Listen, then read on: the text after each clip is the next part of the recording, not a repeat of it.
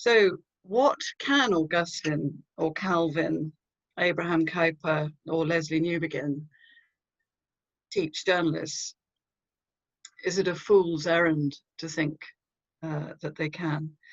Could a retrieval of Europe's founding doctrines of creation and providence help reform the media? And goodness knows, when a Christian journalist, one who attended Tim Keller's church in New York, I gather, has falsified bank statements in order to secure an interview with the former wife of the future monarch, we are deeply in trouble, and you will be aware of that impending scandal. The media today mediates untruth. The sinful culture of atheistic liberalism undermines both history and ethics. While it is, in my view, arguable whether the media can be called a sphere in Kuyper's terminology, and there is not time to discuss that here, nonetheless, journalism can rightly be regarded as a proper workplace calling in the Kuyperian tradition. And I have focused on chapter 9 of Ashford and Bartholomew concerning culture. So the quotes are largely from that chapter. Such a calling is one that, properly directed, serves its purpose in God's economy and plays a role in glorifying God and flourishing humanity, I quote, or like any other sphere it could do.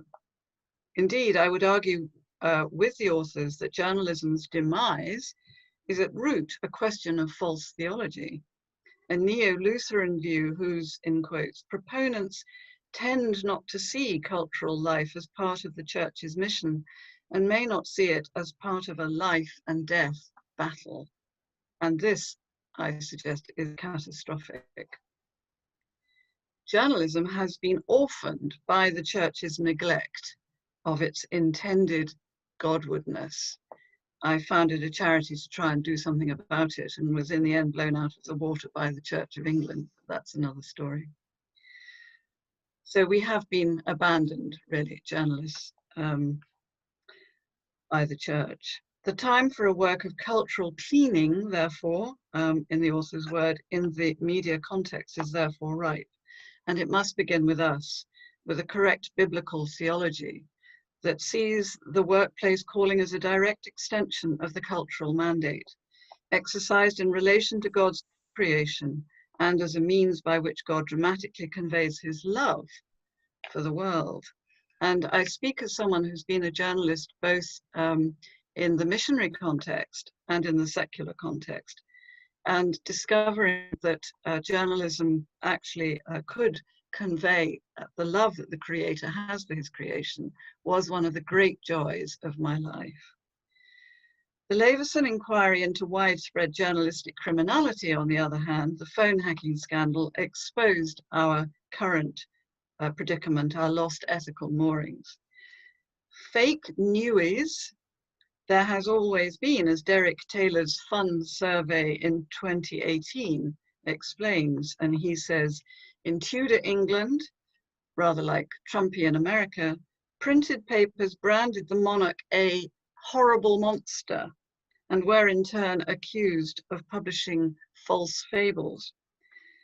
The contemporary power of the media to push agendas, exhibit monomania in subject matter, and completely falsify evidence in order to secure interviews have all horrified us. And in November this month, the BBC actually had to ban political activism among its news staff. But will our momentary spasm of angst go far enough to reform the media? I don't think so, unless we are radical in our approach, as this amazingly timely book invites us to be, and that means a return to Christian doctrine. And that is largely because journalism is a fruit of Christendom. It remains a very obscure fact precisely because of the demise of historical approaches to learning. We forget that in its concern for truth and justice, in the opportunity it gives to brave individuals to root out evil or to manifest the glory of God, journalism is very much a workplace calling for Christians, and is one of the fruits of Christian thinking. It embodies much of that fruit. It did not arise at all outside Christendom. Certainly, news purveying was required worldwide from early on by markets needing information about trade routes, but that was a closed shop of rich merchants, and therefore the opposite of journalism, which I define a little later. Much more important was the biblically inspired print revolution, which signaled the end of an elitist scribal culture, brilliantly characterized by George Eliot in her novel Romola, and if you haven't read it, I recommend it, and described in 2 historic volumes that created a new field of study by Elizabeth Eisenstein, Print Studies. This revolution democratized the knowledge of God. It was fueled by, and itself fueled, a huge hunger for news of salvation and of God's providence at a time of wars, plagues, oppression, and superstition. Sound familiar? So I'm saying we've got to go back to go forward.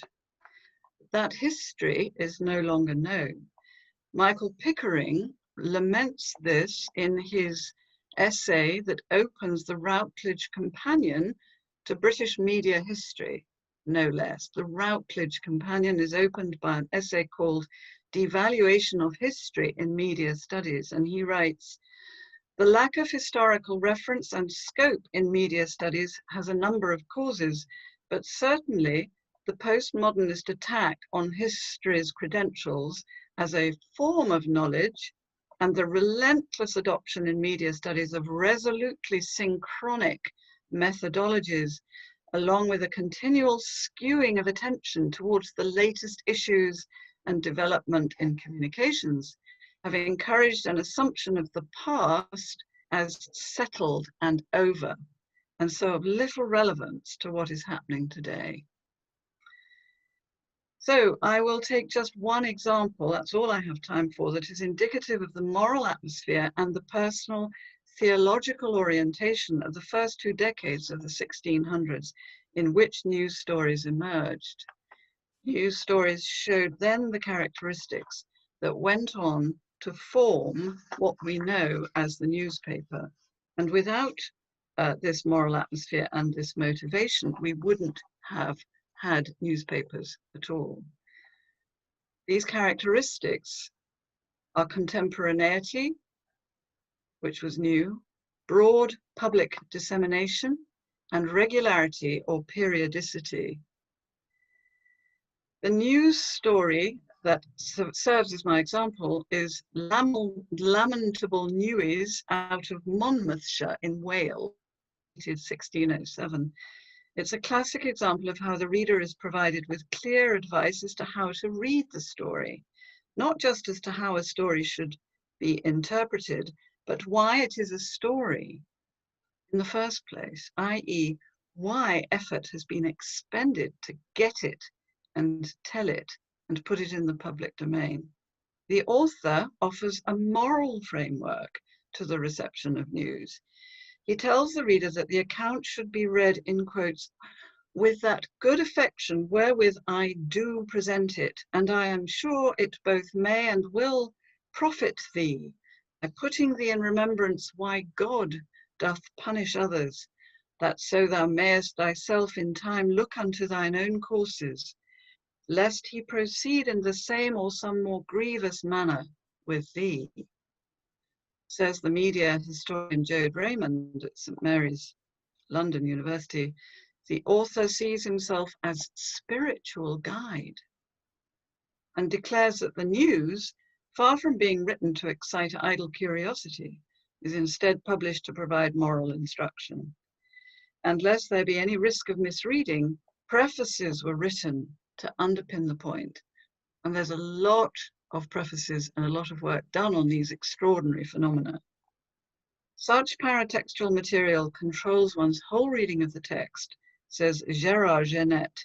It is unlikely that news would have emerged without this motive, as indeed it did not in other social contexts around the globe.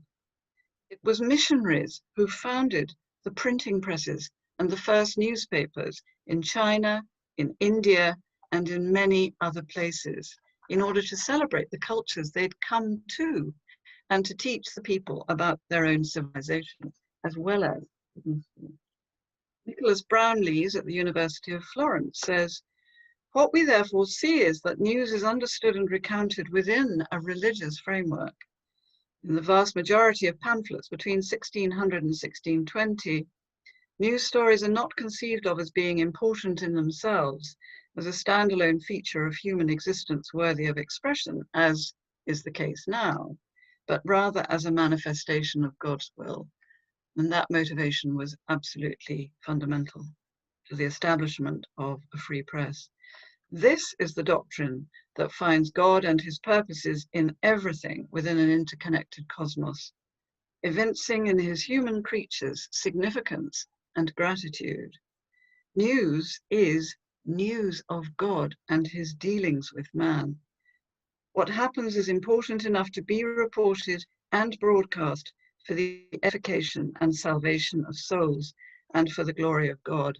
Salvation mattered enough for people to part with their pennies for the new pamphlets and tracts. The history of the production of news in Europe was redemptive.